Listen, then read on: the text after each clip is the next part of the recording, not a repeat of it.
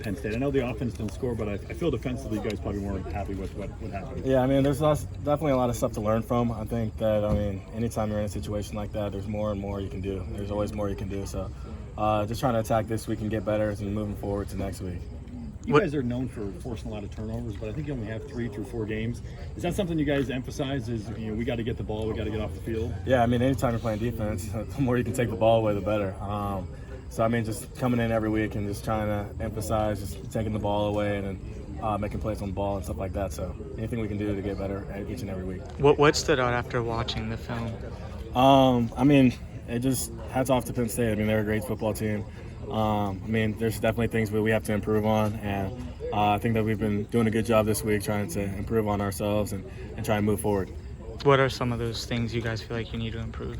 I just think, communication and stuff like that. We can do a better job of that and just play in and play out, just making plays and getting off the field. Is it hard to flush that game and move on? Is it hard to kind of forget about that? Nothing went well for either side in that game. Yeah, it's one of those games where you just have to keep moving. Year 5, you kind of understand that you're gonna have some of those games, and you gotta keep moving. You can't lose the game twice, so you can't let last week make you lose this week. So you got to keep moving forward and just build upon and take the lessons that you learned in the loss. As best as you can, reveal, because they're in private conversations. What are conversations like in the locker room after a game like that on Saturday, as well as on the practice field on a Monday and a Tuesday? Yeah, I think we have great leadership from our guys. I think we have great leadership from the vets in the room, and I think that those guys are just moving forward. Like, we know that we can't lose the game twice, so we can't let last week dictate the rest of our season. So we know that we have to keep moving forward. We have to keep getting better at the day in and day out stuff, and just the little things to help build us up, so we can ultimately hit some of our goals. Anything that you said or any of the other leaders or coaches said in the last 72 hours that kind of stood out to you? Just that we've been in this situation before. Iowa's been in this situation before, and they've had terrific seasons out of it. I think that nothing's out of reach. Nothing's like the world didn't end. You know what I mean? Like, we lost a football game, so now it's just how do we get better? How do we attack this next week, and then move forward so then we can start getting back on the track.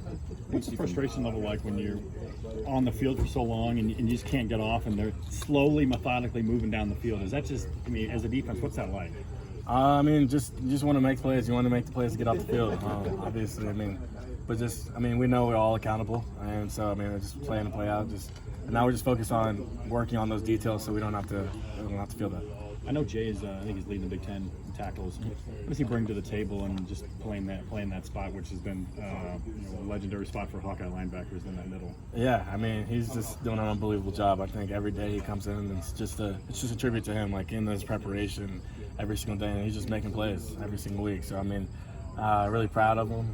He's doing a great job, and that's my boy. So anytime you see him doing well, it means a lot to me. So I'm really happy for him, and I just know that he isn't satisfied though. So I think that he keeps a chip on his shoulder, and I think that he knows that what he's done up to this part of the season is good, but I think he wants more, and he's holding himself to even a higher standard. How quick did that relationship with you and Jay click? Because obviously morale appears to be between you two. Yeah, it's been fast, honestly. Just like kind of instantly. It's like the same person, honestly, in a way. It's honestly kind of weird, but it's like, yeah. We do everything pretty much together. We pretty much just do like everything together. We live together. We see him every day, same position group. So talking to him all day. Honestly, probably see him too much, but I haven't been tired of him yet. So it's a great relationship, and I'm thankful to know him. That's my brother. What do you see from Michigan State on film? Kim moves around a bit in the pocket. Carter's a really good running back. What do you see from them? Yeah, I definitely think that he's really mobile in the pocket, and then their running back he's dynamic, making plays. They have a big tight end. They have a good receiving core.